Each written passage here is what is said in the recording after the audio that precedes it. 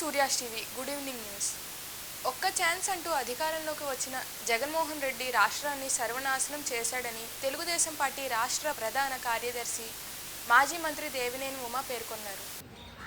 ఎవరికి కండవా కప్పాలా, ఎవరిని తిట్టాలా, ఎవరిని తిట్టించాలా, చంద్రబాబు నాయుడు గారిని ఎట తిట్టించాలి, లోకేష్ బాబుని ఎట తిట్టించాలి, ఈ గోల్లో ముఖ్యమంత్రి ఉన్నాడు తప్ప తడిసిన రంగు మారిన మొలకెత్తిన ధాన్యాన్ని కొంటానని మాటలు కోటలు దాటాయి, చేతలు గడపలు దాట్లా, మొత్తం సిండికేట్ అయిపోయారు.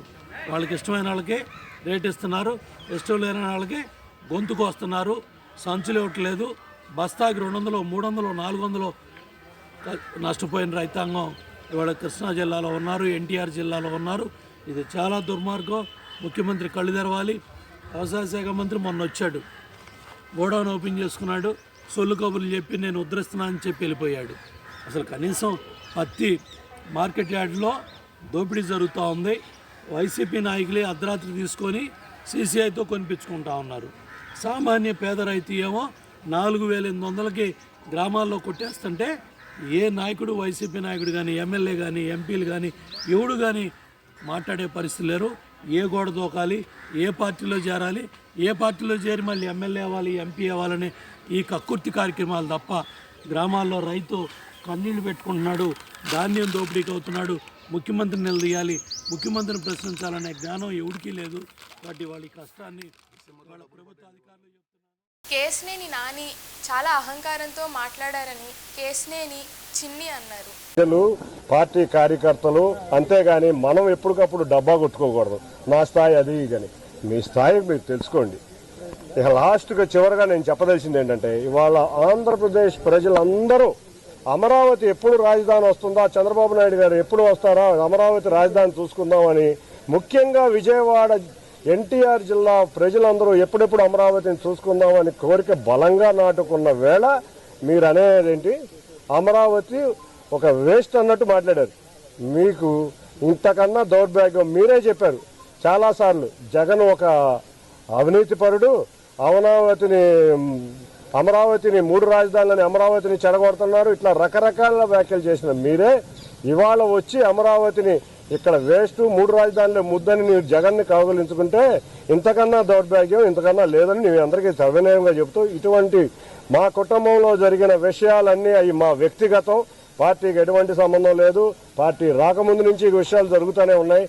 నేను ఏదో సేవా కార్యక్రమాలు చేద్దాం, కరోనా తర్వాత రాష్ట్రం ఇబ్బందుల్లో ఉంది, ప్రజలు ఇబ్బందుల్లో ఉన్నారు, చంద్రబాబు నాయుడు గారు ముఖ్యమంత్రిగా కూడా లేదు, విపత్కర సమయాల్లో చంద్రబాబు నాయుడు గారు యువతకు అసలు ఉద్యోగాలు లేవు అని నేను ప్రజలకు సేవ చేద్దాం, ఎంతో కొంత నేను సంపాదించిన దాంట్లో ఎంతో కొంత ప్రజల సేవా కార్యక్రమంలో నిమగ్నమై వచ్చానని చెప్తున్నా. ఏ రోజు నేను ఎంపీ కింద ఉంచుంటానని అనలేదు, ఏ రోజు మీతో గొడవ ఉందని అనలేదు. మీరు పలుమార్లు మీడియాల్లో నన్ను చులకనగా మాట్లాడినా కూడా కుటుంబ బాధ్యత కింద నేను ఎక్కడా కూడా విస్మరించకుండా నేను అనేది ఇంతవరకు చెప్పలేదు. కానీ మా ప్రజలు కానీ, మా కార్యకర్తలు కానీ, ఇవాళ మా తెలుగుదేశం కుటుంబం కానీ, మీరు చంద్రబాబు నాయుడు గారిని, లేకపోతే తెలుగుదేశం పార్టీని, లేకపోతే తెలుగుదేశం కార్యకర్తలు, తెలుగుదేశం సంస్థాగతంగా నిర్మించుకున్న పార్టీని మీరు విమర్శిస్తుంటే ఎవరో ఊరుకోరు. మీకు హెచ్చరిస్తున్నాను, తప్పక దీనికి శాస్తి అనుభవిస్తారు. ఇప్పటికైనా ఇటువంటి వ్యాఖ్యలు చేయరాదని మీ అందరి ముందు విన్నవించుకుంటున్నాను. బీజేపీ మైనార్టీ సెల్ ఆధ్వర్యంలో అయోధ్య రామాలయం నిర్మాణాన్ని పురస్కరించుకొని స్వామివారి అక్షతలు పంపిణీ కార్యక్రమం విజయవాడలో గురువారం ప్రారంభించారు. గంగా నది తెలిస్తే మనకి గుర్తొచ్చేది భగీరథుడు, అలాగే సముద్రాన్ని తెలిస్తే మనకి గుర్తొచ్చేది సరుదుడు, అలాగే ఆకాశాన్ని చూస్తే మనకి కనిపించేది సూర్యుడు, అలాగే సత్యాన్ని మనం తెలిస్తే గుర్తొచ్చేది హరిశ్చంద్రుడు, అదేవిధంగా ధర్మాన్ని గుర్తిస్తే మనకి ముందుగా గుర్తొచ్చేది శ్రీరామచంద్రుడు.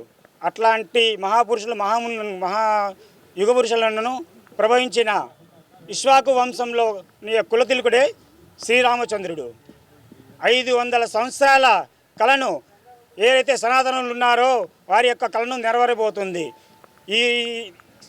ఈ సంవత్సరం జనవరి 22వ తారీఖున అయోధ్యలోని శ్రీరామచంద్రుని ప్రతిష్ట కార్యక్రమం సందర్భంగా మేము ఈ అయోధ్య నుంచి ప్రతిష్ఠించబడిన ఈ అక్షింతలను ఇక్కడికి విజయవాడలోని గవర్నర్పేటలో వితరణ చేయడం జరుగుతుంది. ఈ సందర్భంగా మేము జైనులను కూడా ఈ కార్యక్రమంలో ఈ పవిత్ర కార్యక్రమం ఉత్సవ కార్యక్రమంలో భాగపంచుకోవాలని చెప్పేసి మా వాళ్ళందరూ కలిసి ఈ వితరణ కార్యక్రమం చేయబోతున్నాము. జై శ్రీరామ్. గతంలో ప్రజలు ఆమోదంతో ఎమ్మెల్యేలు ఎంపీలు అయ్యేవారని, కానీ వైసీపీ ఓటర్ లిస్టు మార్చి గెలవాలని ట్రెండ్ను వైసీపీ తెచ్చిందని మాజీ ఎమ్మెల్సీ అశోక్ బాబు విమర్శించారు. కానీ చంద్రగిరిలో గత 3 సంవత్సరాలుగా 58 కొత్త బూతులు వచ్చినాయి. 70 చిల్లర బూతులు మార్పు జరిగింది. అంటే ఇప్పుడు మన గర్ల్స్ హై స్కూల్ ఉన్న బూత్ని తీసుకెళ్ళి ఫకీర్గూడెం పెడతాం, ఫకీర్గూడెంలో ఉన్న బూత్ని తీసుకెళ్ళి ఇంకెక్కడ పెడతాం. ఇలా 79 బూతులు చేంజ్ చేస్తూ 50 చిల్లరు కొత్త బూతులు వచ్చినాయి. అంటే దాదాపు 2,60,000 ఉన్న చంద్రగిరి నియోజకవర్గంలో 120 బూత్లో మార్పులు చేర్పులు జరిగినాయి. అంటే అసలు అక్కడ ఉన్న కలెక్టర్ ఆడామోగానే అడుగుతున్నారు. గతంలో కూడా మేము చెప్పాం ఎలక్షన్ కమిషన్ గారు మేము స్పెసిఫిక్ చేస్తాం, దీని మీద మాకు we want a special enquiry అని అడిగాం. 269 బూత్లు ఉన్న కాన్స్టిట్యున్సీలో ఇన్ని కొత్త బూత్లు కానీ పాత బూత్లు మాత్రం ఎందుకు జరుగుద్ది? కాబట్టి దీనికి ఎవరో చెవిరెడ్డికి ఉన్న ప్రాబల్యం తగ్గింది కాబట్టి ఈ బజార్ అంతా తెలుగుదేశం కాబట్టి ఈ బజార్ని సగం చేసి కొత్త బూత్ ఇంకో చోట పెట్టారు. అక్కడ వైసీపీ డామినేషన్ ఉన్న ఏరియాలో పెట్టడం జరుగుతుంది. దీనికి ప్రజామోదం ఉందని చెప్తున్నాడు కలెక్టర్. కానీ మేము ఇటువంటి అంశాల మీద చాలా సీరియస్గా ఉన్నాం. రెండోది, మనం కూడా ఒక వరవల్లో పోతున్నాం. ప్రజల ఆమోదం ఉంటే మనం గెలుస్తాం. ఓటర్ లిస్ట్ వెరిఫికేషన్ అనేది గత 2019లో కూడా చేయలేదు. 2019లో వైసీపీ వాళ్ళు చాలా ప్లాన్డ్గా ప్రతి బూత్లో 50 ఓట్లు అలా ఇంక్లూడ్ చేసుకుంటూ ఆ మార్జిన్ ఏదైతే వాళ్ళకి కావాలో ఆ ఓట్లన్నీ కూడా బోగస్ ఓట్లకు పెట్టుకున్న పరిస్థితి ఉంది. అది మనకి ఎన్నికలైన తర్వాత ఎందుకు తెలుగుదేశం దారుణంగా ఓడిపోయిన దానికి ఇది కూడా ఒక కారణం. 4-5 కారణాలు ఒక కారణం. అయితే అది ఈవీఎంలో మార్పులు అన్నారు, ఇవన్నా సరే ప్రజలు ఒకసారి అన్నారు, అంతా రాజకీయంగా అయిపోయింది. ఆ రోజు నుంచి ఈ రోజు వరకు, మొన్న ఎమ్మెల్సీ ఎలక్షన్ కానీ ఇవాళ వరకు Vijayawada Parvathaneni Brahmayya Siddhartha arts and science కళాశాల ప్రాంగణంలో గురువారం అధ్యాపకులు, విద్యార్థులు సంక్రాంతి సంబరాలను ఘనంగా నిర్వహించారు. సంక్రాంతి సంబరాలు నిర్వహించడం జరిగింది. దీని యొక్క ముఖ్య ఉద్దేశం ఏంటంటే పిల్లల్లో గ్రామీణ వాతావరణానికి తెలియచేయాలని అనుకుంటున్నాము. వీళ్ళందరూ కూడా మొబైల్ ఫోన్స్లో పడిపోయి గ్రామీణ వాతావరణాన్ని మర్చిపోతున్నారు. రంగులంటే ఏంటి, రంగోలీ అంటే ఏంటి, వంటలు అంటే ఏంటి, ఇవన్నీ కూడా వాళ్ళకి తెలియటం లేదు.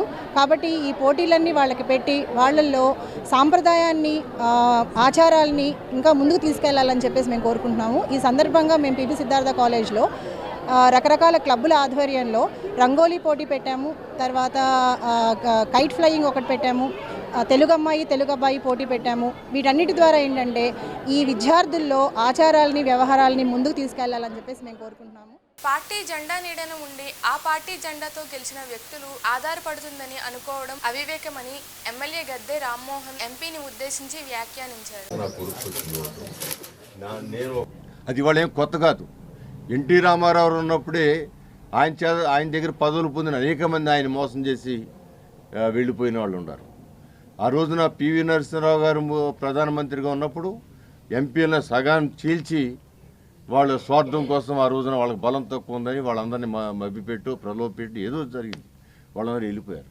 అయినా కూడా ఎంటీ జరిగిన ఎలక్షన్లో అత్యధిక మెజార్టీతో పార్లమెంట్ సభ్యులకు వెళ్ళటం జరిగింది.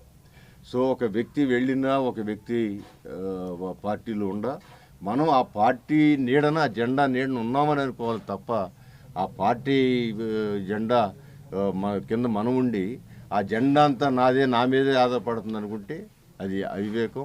ఖచ్చితంగా తెలుగుదేశం పార్టీని ఎవరు కూడా, నారా చంద్రబాబు నాయుడు గారు, అదేవిధంగా ఈరోజు లోకేష్ బాబుని చూస్తాము, యువగళం ద్వారా ఆయన నాయకత్వం నిరూపించుకున్నాడు. యువగళం ద్వారా ఆయన నాయకత్వం ఏ స్థాయిలో నిరూపించుకున్నాడంటే వైఎస్ఆర్సీపీ పార్టీ నాయకులు భయపడే స్థాయికి ఆయన శక్తిని, సామర్థ్యాన్ని నిరూపించుకోవడం జరిగింది. మనం చూసాం యువగళం ఎంత సక్సెస్ఫుల్గా ఉంటాయి. కాకుండా పార్టీకి కూడా, క్యాడర్కి మాకు ఒక యువనాయకుడు, ఒక స్థిరమైన యువనాయకుడు, బలమైన యువనాయకుడు మా పార్టీలో ఉన్నాడు. ఈ పార్టీ పర్వాలేదు, ఇంకొక 50 సంవత్సరాలకు ఈ పార్టీ తిరుగులేదనే విధంగా ఇవాళ కార్యకర్తలు ఆత్మస్థైర్యం కలిగింది. ఈ వార్తలు ఇంతటితో సమాప్తం.